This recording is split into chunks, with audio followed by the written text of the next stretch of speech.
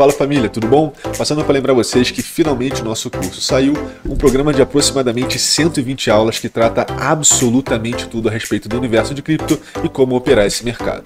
Ficou interessado? Manda bala que o link está aqui na descrição do vídeo junto com um cupom com descontaço para sua compra, tá? Antes de eu entrar aqui no gráfico semanal, a gente vai comentar aqui sobre essa rejeição exatamente aqui no nosso gráfico semanal da Bull Market Support Band, tá? Quando a gente vem abaixo dela, Benjamin Cohen traz aqui até uma reflexão interessante que quando o gráfico de velas está abaixo da Bull Market Support Band, que é como a gente conhece normalmente, a gente pode dizer, por exemplo, que essas linhas se tornam a Bear Market Resistance Band, ou seja, estamos aqui, né, teoricamente, num momento bearish. Eu já trouxe aqui o pensamento interessante também de que alguns estudiosos, né, analistas on-chain, trazem o pensamento de que após esse topo, após esse topo aqui do Bitcoin, a gente entrou num grande bear market, talvez não tão forte, né? Aqui a gente teve 55% de correção, algo em torno disso. Aqui a gente não teve tanta correção, até por isso eu acho que, diferente desse movimento que foi muito mais abrupto para baixo, e esse foi muito mais contido, né? Então a gente ficou aqui um certo tempo para se recuperar, mas outro pensamento e a gente pode evidenciar aqui quando eu vou mostrar aqui para vocês o date range, né? O quanto tempo a gente segue aqui nessa faixa de lateralização após correção, e por mais que a gente não tenha tido uma correção tão abrupta, ela foi uma correção considerável, e talvez também pelo fato da gente não ter ido tão abaixo ou ter feito esse movimento forte até 33 mil dólares e recuperado rapidamente, em pouco tempo a gente foi para 45 mil dólares, coisa que a gente não conseguiu observar, por exemplo, nesse fundo aqui. Então, essa correção me passa, né, como é que eu posso dizer assim, uma impressão de ser mais orgânica ou mais saudável. Por isso, talvez a gente tenha um momento aqui de lateralização e correção que talvez não seja tão abrupto, né? Já que a gente teve essa correção tão forte aqui, como eu disse, a gente lateralizou por pouco tempo e também de maneira rápida a gente fez uma recuperação muito interessante aqui no meio do ano. Diferentemente daqui, que a gente demorou mais tempo corrigindo, começou a lateralização de uma maneira, né, acho que até mais natural, e num meio, de certa forma, em que o macro do mundo, né, não só geopolítico, territorial... Áudio tá ruim, gente? Desculpa aí, Rafael Correia, porque eu às vezes me empolgo e eu me aproximo do fone, aí costuma dar uns chiados, tá? Às vezes eu vou pra cima, né?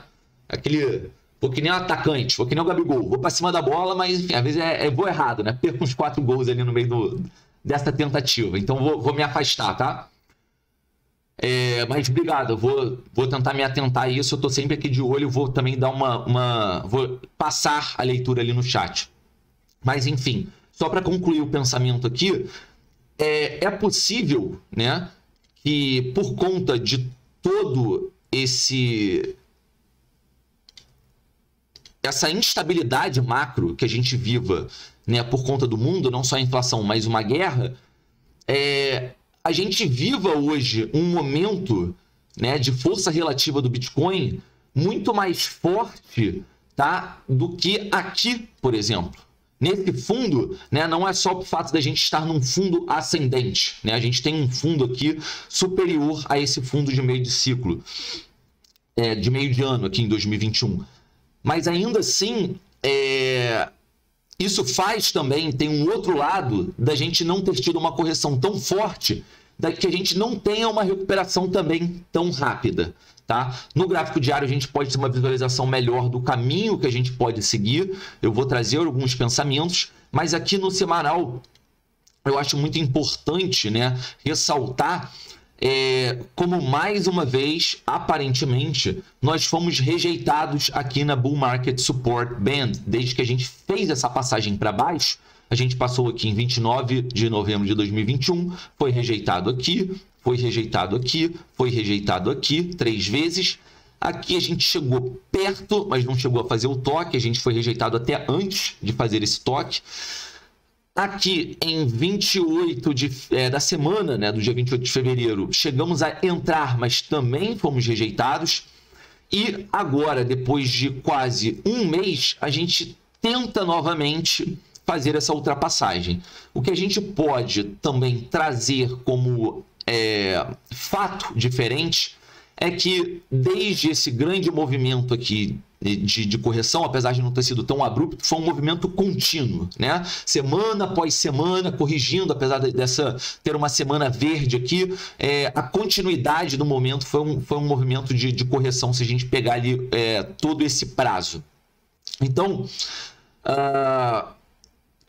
por conta disso, a gente pode observar também que as médias da Bull Market Support Band vêm caindo, elas vêm descendo, o que, de certa forma, faz com que, diferentemente daqui em 3 de janeiro, em que para a gente ultrapassar a Bull Market Support Band e voltar a um território bullish, a gente precisaria estar acima de 50 ou 52 mil dólares, a gente tem uma das médias a 43 agora e a outra em 45. Então, mais uma vez, tá? Um outro ponto também que eu acho de confluência, que mostra o quão representativo é essa faixa entre 45.500 e 46 mil dólares, é quando a gente entra aqui no gráfico diário e consegue ter essa percepção